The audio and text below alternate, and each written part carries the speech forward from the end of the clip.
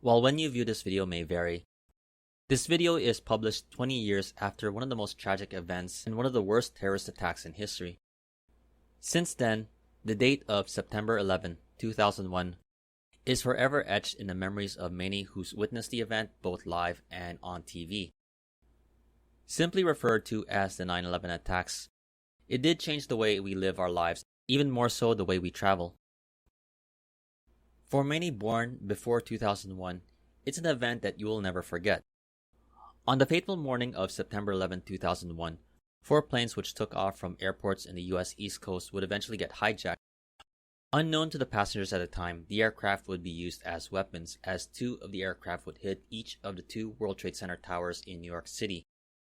Another of the jets would hit the US military headquarters at the Pentagon in Washington, D.C., while the 4th aircraft crashed in a field in Pennsylvania after an apparent attempt of the passengers to take back the aircraft.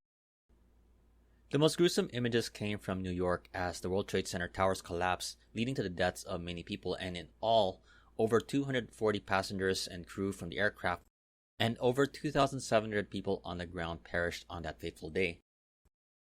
In the immediate aftermath of the attacks, the airspace over the US was closed for several days, leading to the mass cancellation of flights in an unprecedented move.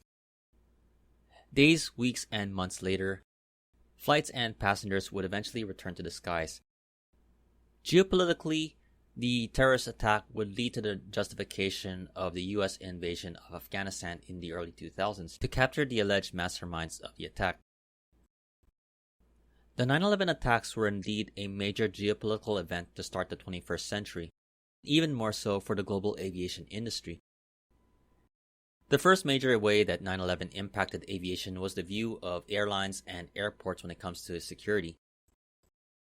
In the US, the responsibility of airport security would be handed to a new agency formed, namely the Transportation Security, known as the TSA. From here, passengers would face more scrutiny and checks prior to boarding aircraft. The TSA and airport security counterparts around the world would expand the list of prohibited items to be taken aboard aircraft, including potential weapons like knives.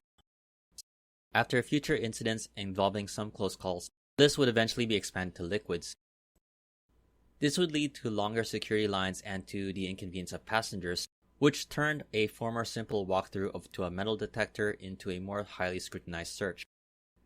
These days, it's not uncommon for you to have to remove wallets, belts, laptops, and devices, among other items, including your shoes, to go through security checkpoints at major airports around the world. Along with the heightened security checks, it has also led to the adoption of technologies that has enhanced airport security. Going beyond X-ray machines, today's airport scanners can pinpoint certain items in luggage or on the person. Another aspect that changed after the 9/11 attacks in the aviation industry was the relationship between the flight cabin crew and passengers. This has led to the increased role of flight attendants to be more attentive in terms of potential threats on board the aircraft. Also, cockpit doors were more heavily fortified, and airlines implemented more stricter protocols when it came to the opening and closing of these doors. In support of the flight crew, the US and some other countries have implemented programs for having undercover air marshals on board aircraft, sitting along with everyday passengers, though it's not always the case that the flight would have one or two. 20 years on, the implementation of more stricter security measures has made air travel much more of a hassle in the view of some people. Those who question the security methods, while there have not been any major incidents related to aviation security, will question the issues of privacy when it comes to travel. Some will also question the effectiveness of these security measures, as in 2015, there were studies conducted by the US TSA itself that there were lapses in airport security, specifically the issue of banned items including weapons making it through the airport screening process. That year, the US Homeland Security Inspector General found that the TSA failed 67 out of 70 tests conducted by the TSA Red Team, which goes undercover in airports testing the security measures, trying to bring in banned items on through checkpoints. This is more of an issue that has been part of discussions in airport security, as there have been other similar reports of data like this in following years.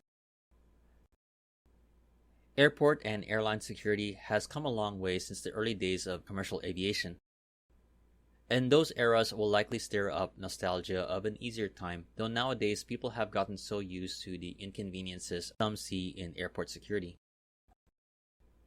With 9/11 making an impact for the last 20 years in terms of how we travel and how airport security is done, this is something that will evolve as airlines and airports will do in the future. The 9/11 attacks changed the lives of many people, especially those who lost loved ones. We do remember those who lost their lives that fateful day.